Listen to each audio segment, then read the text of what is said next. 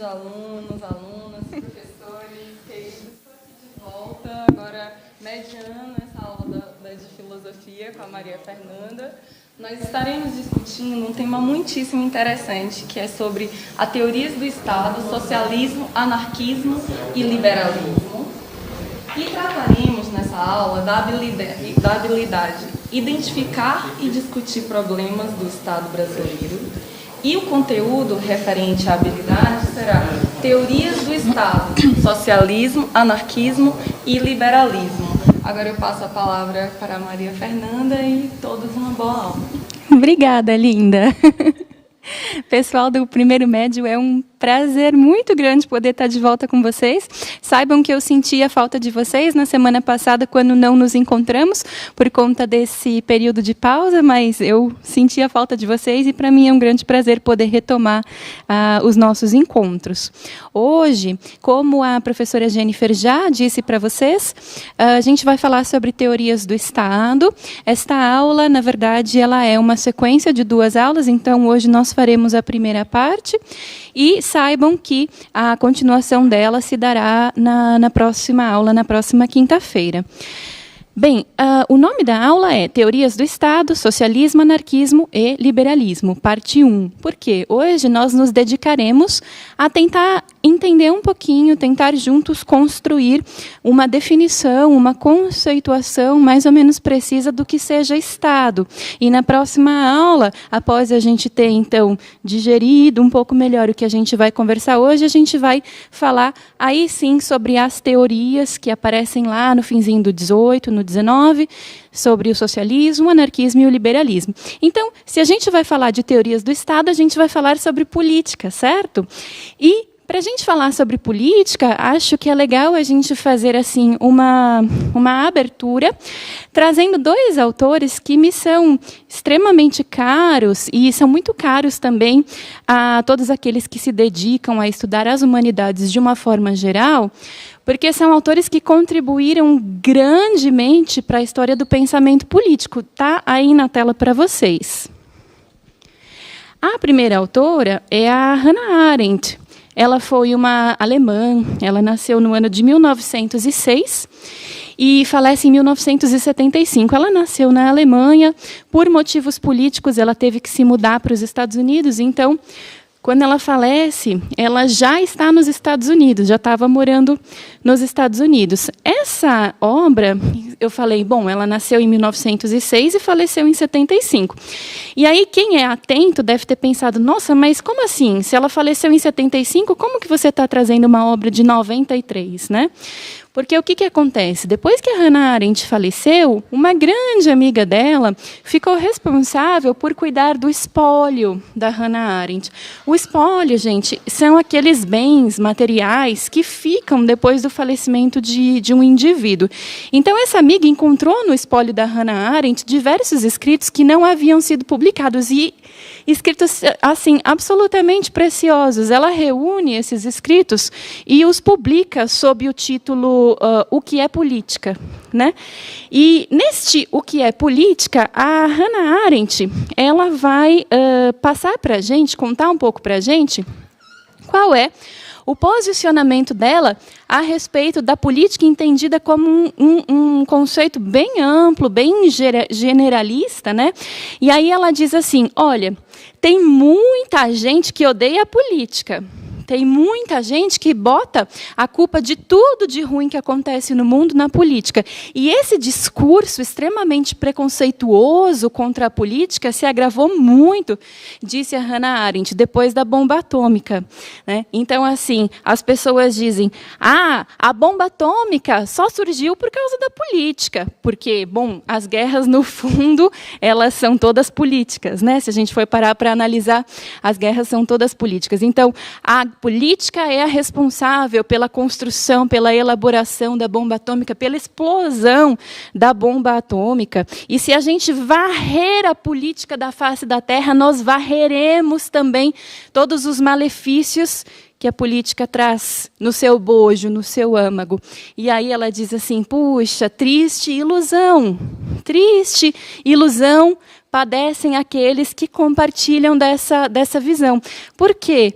na visão dela, sabe o que vai acontecer com a gente se a gente simplesmente resolvesse abolir a política e tudo que diz respeito à política?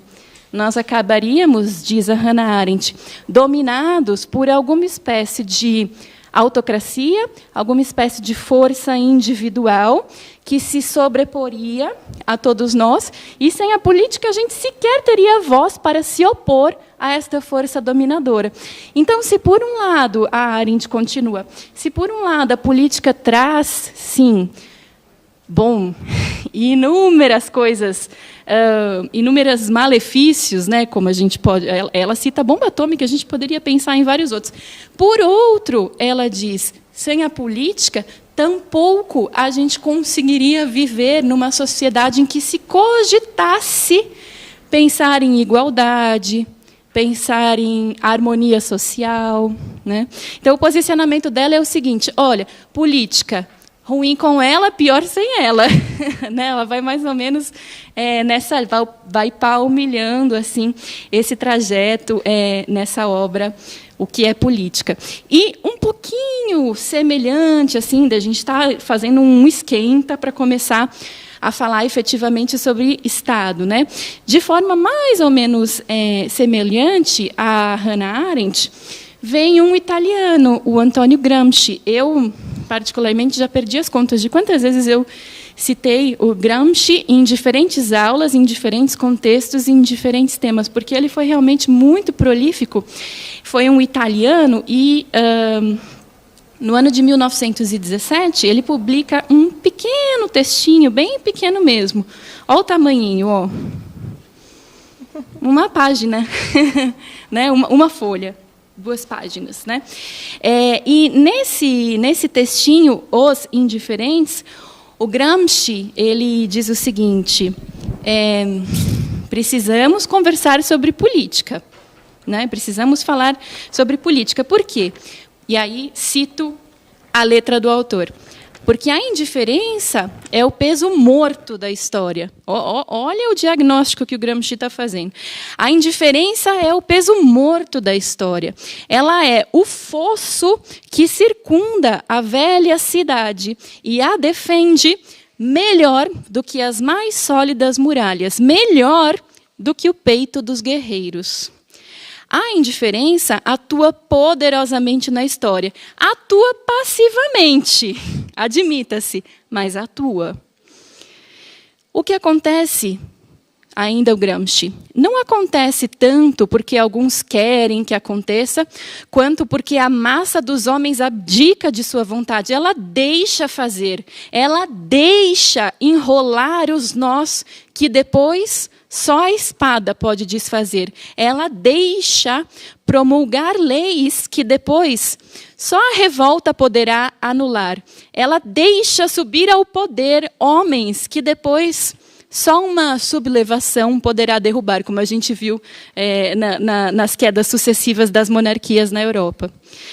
A fatalidade que parece dominar a história não é mais do que a aparência ilusória da indiferença.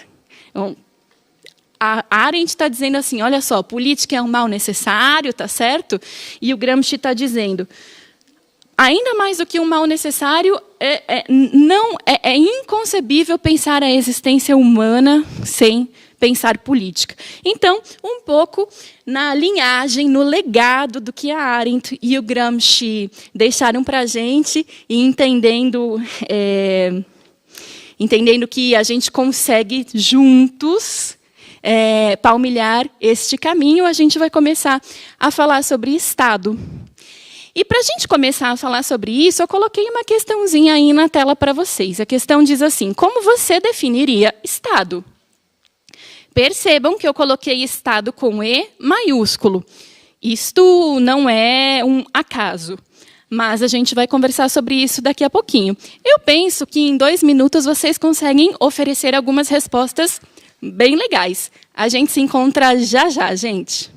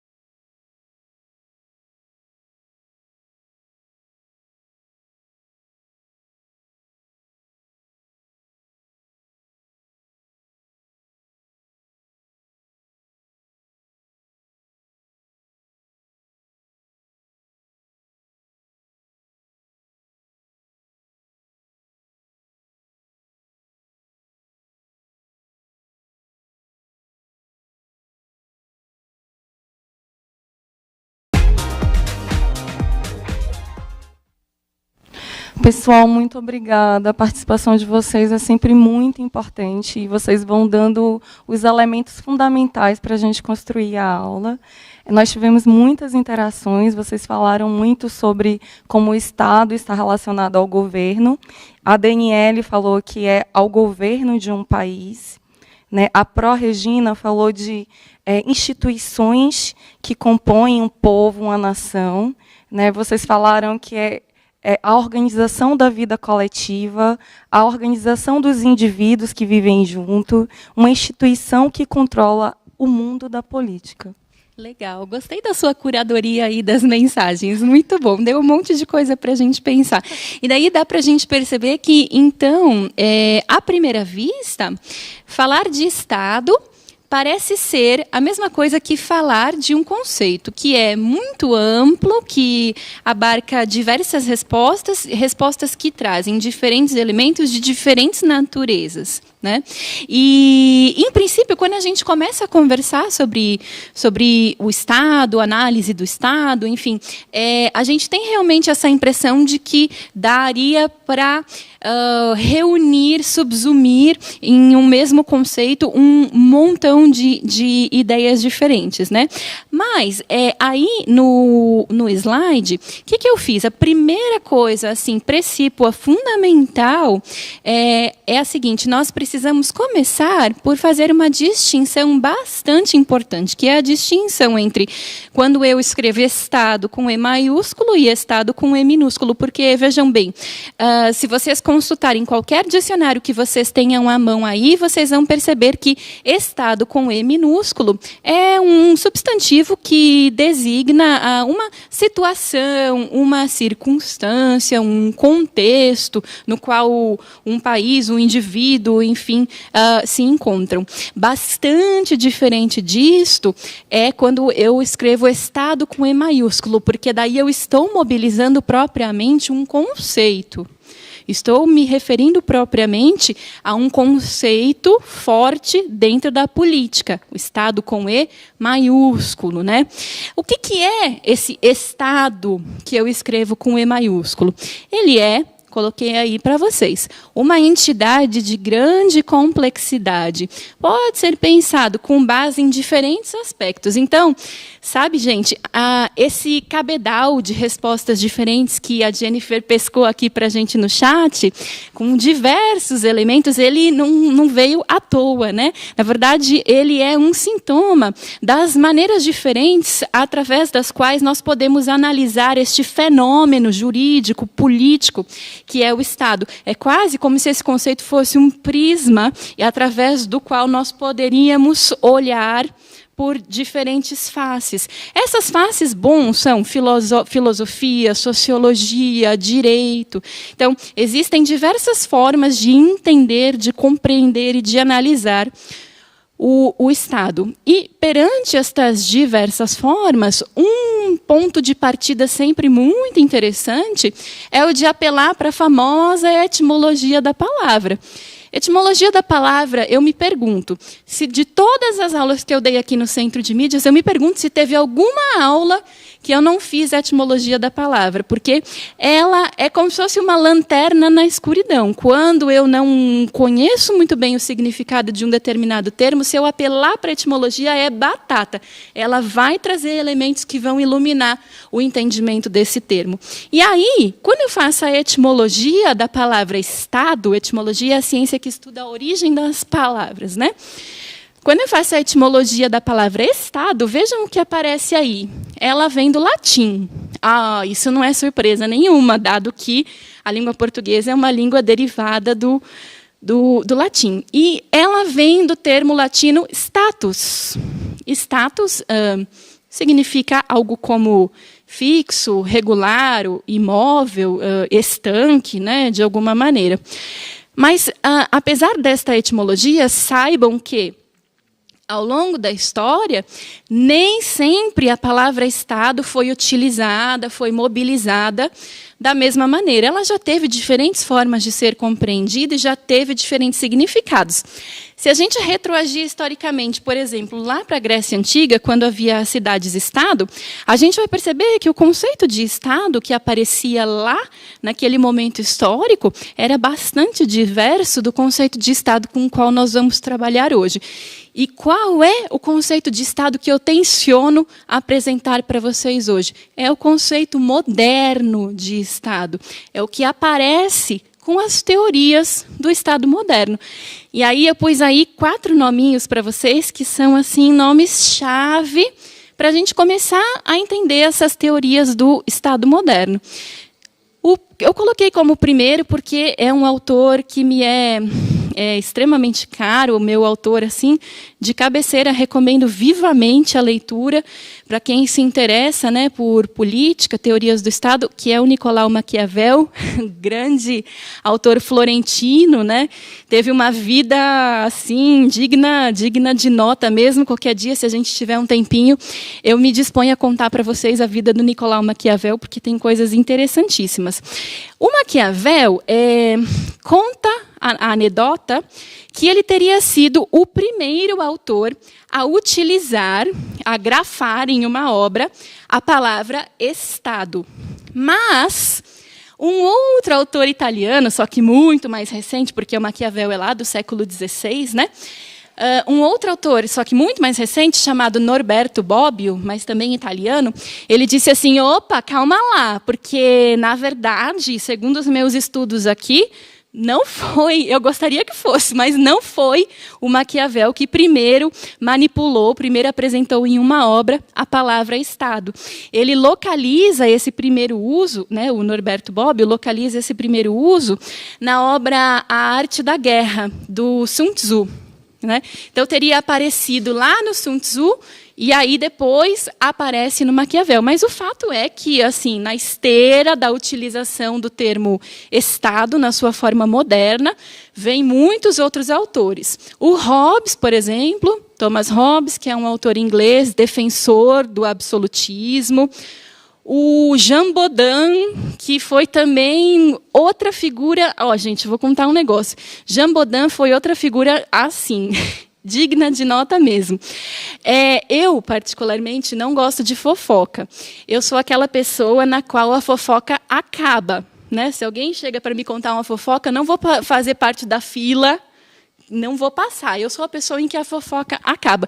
Mas se tem uma coisa que eu realmente gosto, são as fofocas históricas, né? As fofocas filosóficas. Se um dia me convidassem para fazer um programa de televisão, eu ia querer fazer um programa de fofocas filosóficas. Porque tem coisa, assim, muito interessante. O Jean Bodin, ele foi uma figura que... ele foi uma alma, assim, muito complicada. O Jean Bodin fez de tudo nessa vida. Ele, no começo da vida dele, ele queria ser padre, então ele se ordena, chega a estudar alguns anos de ordenamento, mas depois ele larga. Ele vai estudar direito, ele se forma em direito, Jean Bodin é parisiense, né? Ele se forma em direito e aí ele vai trabalhar no parlamento francês. Lá no parlamento francês, e isso a gente está falando do século XVI, lá no parlamento francês, o Jean Bodin, ele entra em contato com uma corrente de pensamento que, bom, gente, vocês sabem, século XVI é o auge da Inquisição, né, na Europa, e não só na Europa, porque tem um monte de historiadores que já mostraram para a gente que as raias da Inquisição se espraiaram para todo o resto do mundo, chegaram inclusive aqui no Brasil. Né? Então, o Jean Bodin, ele se encanta com os inquisidores, a Inquisição e tudo isso. O Jean Bodin, ele se torna um dos maiores inquisidores da França, persegue as bruxas assim de uma maneira fenomenal. Ele que cunha o conceito de bruxaria de pacto, que depois é altamente mobilizado por outros inquisidores e que diz assim, olha, inquisidores, cuidado, porque quando vocês olharem para uma bruxa, né, vocês vão querer se apiedar dela, vocês vão querer pensar que ela não merece a fogueira. Saibam que se vocês pensarem isso, isso já é bruxaria. Isso já é ela mexendo com a sua cabeça, já é a bruxa atuando, né?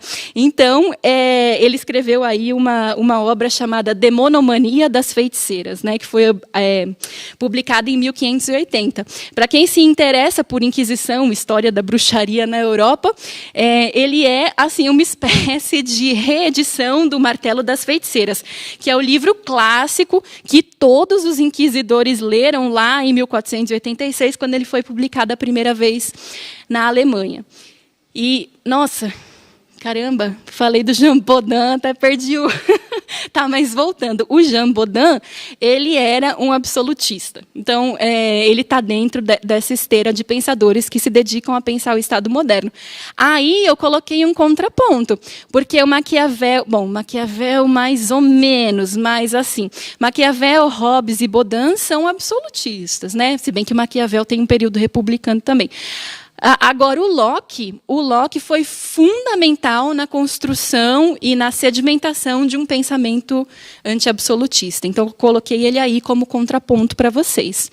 Logo abaixo tem a Paz de Westfália, 1648, também fundamental na consolidação do conceito de Estado moderno, porque essa Paz de Westfália, que vem no bojo do final da Guerra dos 30 Anos, que aconteceu lá no Sacro Império Germânico, essa Paz de Westfália vai trazer conceitos como soberania, conceito de Estado-nação. Então, é outro marco importante para se pensar o surgimento do Estado moderno. E um outro marco que eu coloco ainda para vocês aí na tela é a teoria da separação de poderes, que foi elaborada pelo Montesquieu. E, na verdade, não é que o Montesquieu tenha sido um grande visionário, porque essa teoria estava disseminada por toda a França, aí no âmbito do pensamento da Revolução Francesa, né? Mas o Montesquieu, ele diz o seguinte: se nós queremos ter um Estado que não abuse do seu poder, nós não podemos admitir a existência de um único poder exercido por um único indivíduo. Precisamos tripartir este poder de forma que ele seja exercido em 3 diferentes instâncias e que uma regule a outra. Essa é a teoria da tripartição dos poderes do Montesquieu. Tendo feito de maneira bastante assim apressada, porque isso daria assunto para uma sequência de pelo menos umas 20 aulas, tendo feito um pouco esse resgate histórico do surgimento do Estado moderno, eu gostaria de pedir a licença de vocês para ler uma definição de como se entende Estado hoje. Então, começo aí. Odiernamente, isto significa atualmente, como formação política recente, considera-se Estado ente composto por 3 elementos, que são uma população, um território e um governo. Ou o conjunto das instituições que administram uma nação. Ou ainda, o organizador da coletividade e dos serviços públicos. Ou ainda, uma ordem jurídica com poder soberano, cujo objetivo maior é o bem comum de um povo em certo território, entre outras possíveis definições. Porque eu já contei para vocês que Estado é prisma. Aliás, não só Estado, gente, tudo que é criação humana é prisma. Tudo a gente pode olhar através de diferentes vieses, né? E aí, no final, então, dessa telinha, coloquei mais uma perguntinha que eu gostaria muito de poder contar com a colaboração, com a gentileza de vocês, se puderem nos oferecer no chat uma resposta para a pergunta: o que você entende por república? Você acha que 2 minutinhos dá? Arrasar em 2 minutos. Eu tenho certeza. Vamos embora? Vamos.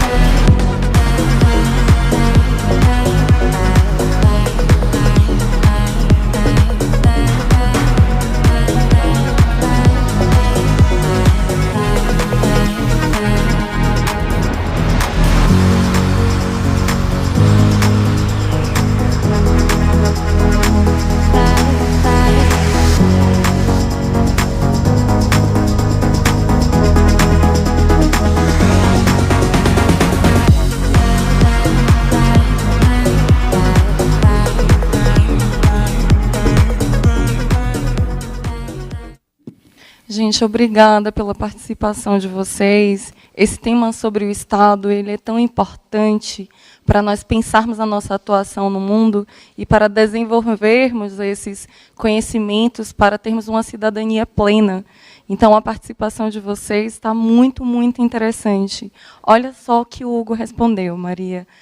A república é uma forma de governo. A Maria disse que representa um país, a nação. A Verena, que é a coisa pública. A Ana, o poder do povo. E o Guilherme é o governo para o povo. Legal, muito bom. Uhum. A Verena, ela foi bem no âmago da coisa, fazendo a etimologia da palavra, né? Porque república, se a gente for fazer a etimologia, qual que é o procedimento da etimologia? Vamos dividir a palavra em radicais, ver de onde vem cada radical, né? E tentar, assim, entender melhor o significado da palavra. Daí a Verena falou, olha, república é pública, que significa coisa pública. Aquilo que, de uma forma ou de outra, é administrado por todos, é gerido por todos, ou, para dizer o mínimo, a qual todos têm conhecimento, todos têm acesso em nível de assim, saber o que está acontecendo, né? A Verena foi bem na etimologia da palavra. O fato é, o nosso país é uma república? No pé da lei, no pé da letra, o Brasil é uma república? O que o pessoal fala para a gente quando a gente pergunta isso? Eu acredito que eles vão acertar na música, no alvo. Será? O Brasil é uma república? Mas é uma república, gente? Põe aí no chat para a gente saber. Vamos abrir o chat. Vamos deixar esse chat aberto para eles contarem para a gente se eles acham que o Brasil é uma república, né, Maria? Legal. Vamos ver. Sim. É, isso mesmo, não tem nem o que titubear, né? O Brasil, ele é uma república. Como a gente sabe que o Brasil é uma república? Porque se a gente pegar a nossa Constituição, aparece lá no artigo 1º, olha na tela aí para vocês. A República Federativa do Brasil, esse é o nome do nosso país. E, olha, gente, o Brasil já teve muitos nomes, viu? Muitos nomes. Mas o nome atual é República Federativa do Brasil. Então, o que diz o artigo 1º? Somos formados pela união indissolúvel dos estados e municípios e do Distrito Federal. Constituímos-nos em um Estado democrático de direito. Quais são os nossos fundamentos na letra da nossa Constituição? A soberania, a cidadania, a dignidade da pessoa humana, os valores sociais do trabalho e da livre iniciativa e o pluralismo político. Guardem esse conceito de pluralismo político, porque ele é muito fundamental e a gente ainda vai mexer nele hoje. Tá?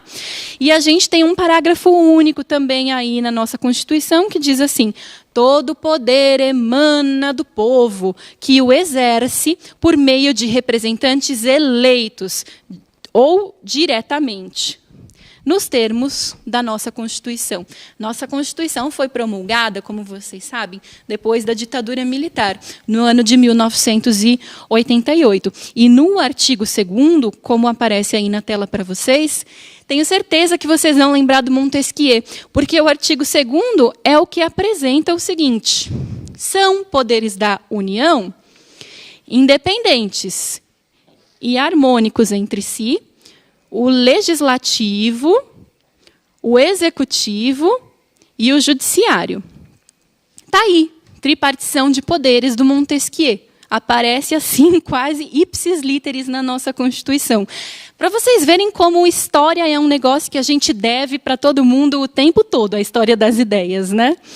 E o nosso artigo 3º diz: constituem objetivos fundamentais da República Federativa do Brasil. 1. Construir sociedade livre, justa e solidária. Gente, esse é o primeiro objetivo fundamental do nosso país, escrito na letra da Constituição. Construir sociedade livre, justa e solidária. 2. Garantir desenvolvimento nacional. 3. Erradicar a pobreza. Erradicar a pobreza é um objetivo fundamental do nosso país. Não só erradicar a pobreza, como também a marginalização e reduzir as desigualdades sociais e regionais. E promover o bem de todos, sem preconceitos de origem, nem de raça, nem de sexo, nem de cor, nem de idade, e nem de quaisquer outras formas de discriminação. Certo? Maria Fernanda, eles estão aqui pedindo para explicar um pouco mais a questão da República. Porque, apesar de ser algo que a gente escuta falar, eles não lembram o conceito. Eles pensam assim, né? A coisa pública. Mas como é que se traduz a coisa pública? Legal. Eu não me foquei muito nesse tema, porque a gente vai abordá-lo no nosso próximo encontro. Então, no nosso próximo encontro, a gente já vai começar conceituando república. Mas, para a gente continuar assim no fio da nossa aula, para vocês não se sentirem perdidos em algum momento, entendam república da maneira como a etimologia da palavra traz. Entendam república como um sistema político em que a coisa pública, em que existe o conceito de coisa pública. Porque se a gente pensa, por exemplo, numa monarquia, o conceito de coisa pública nem existe, porque o poder é todo pertencente ao rei. Então, vamos entender república como um sistema que, bom, daí existem diversas possibilidades, diversas configurações dentro de uma república, mas vamos pensar, para começar a ter uma ideia, como um sistema em que existe uma separação entre o que é público e o que é privado. Vamos colocar dessa maneira, tudo bem? E depois a gente vai refinando um pouquinho mais esse conceito na próxima aula. Joia? Quero ouvir vocês mais um pouquinho. Temos aí 2 questões na telinha, e elas dizem assim: 1. Quais são os problemas do Estado brasileiro que são mais aflitivos para você? E 2. O que você identifica como positivo no Estado brasileiro? 1 minutinho, a gente já volta.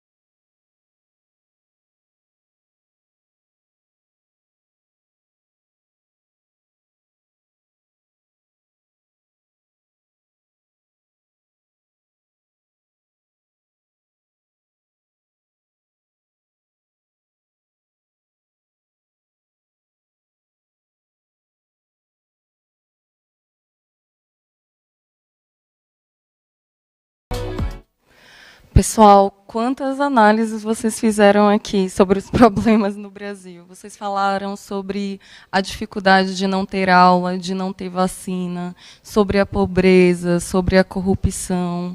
Falaram muitas coisas importantes, não foi? Que bom.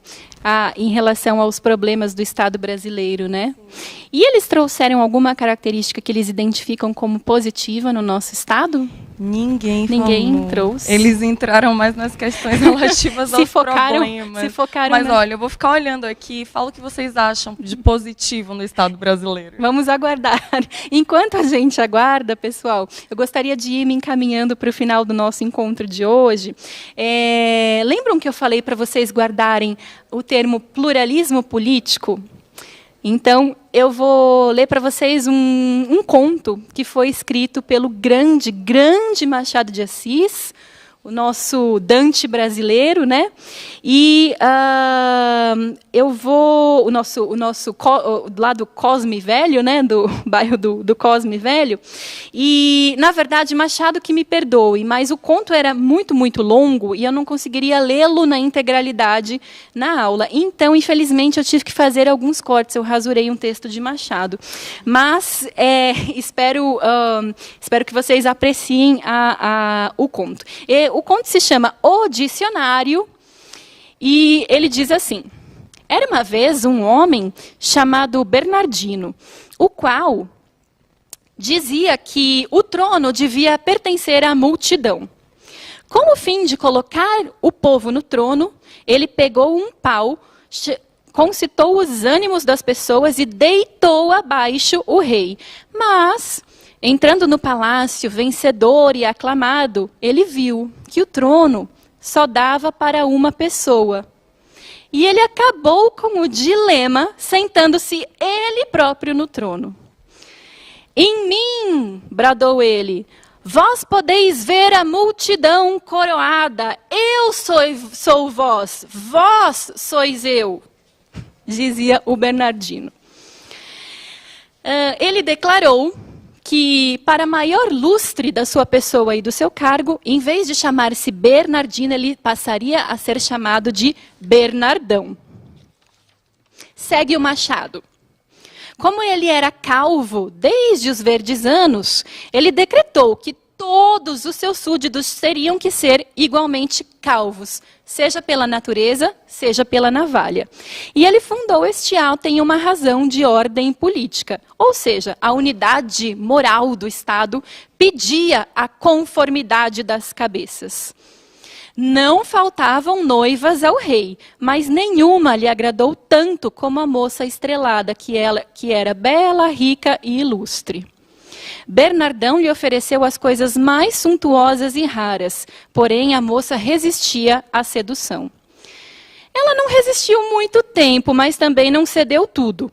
Como entre os seus candidatos ela amava secretamente um poeta, disse que iria se casar, mas seria com aquele que lhe fizesse o melhor poema num concurso.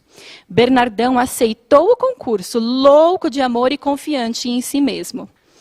Concorreram 20 pessoas. Um dos poemas considerados superiores era justamente o do poeta amado. Bernardão anulou o concurso por decreto e mandou abrir outro. Ordenou que neste novo concurso não se empregassem palavras que tivessem menos de 300 anos de idade. Já que nenhum dos concorrentes estudara os clássicos, era o meio provável de vencer. Não venceu ainda assim, porque o poeta amado fez o que pôde, e outra vez o seu poema foi o melhor. Nesse segundo concurso, Bernardão também colocou um decreto para anulá-lo. E decretou que só poderiam ser empregadas as palavras mais modernas, as palavras da moda. Ainda assim, o poeta amado venceu. Vou direto para o final. Quando Bernardão, tendo sido totalmente vencido, se tranca na sua biblioteca, derrotado, e lê um poeminha que diz assim: ó raro Apeles, Rubens e Rafael inimitáveis. Não se fizeram pela cor das tintas. Foi a mistura elegante que os fez eternos. Ele lutou, mas acabou perdendo. Na política, será que só cabe um? Só cabe o Bernardão? A gente se encontra na próxima aula para falar sobre isso. Tchau, pessoal. Obrigada. Tchau, tchau, gente. Até semana que vem.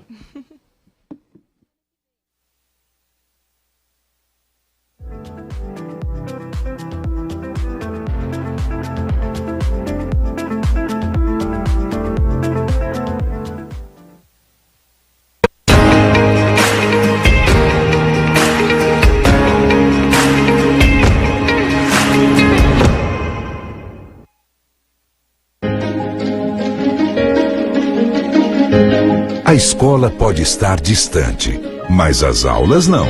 Por isso, o governo de São Paulo criou um aplicativo online de aulas com chats para todos os estudantes da rede pública de ensino durante a quarentena. O acesso à internet é gratuito e você ainda pode assistir às aulas ao vivo nos canais digitais da TV Cultura. Baixe o aplicativo e estude.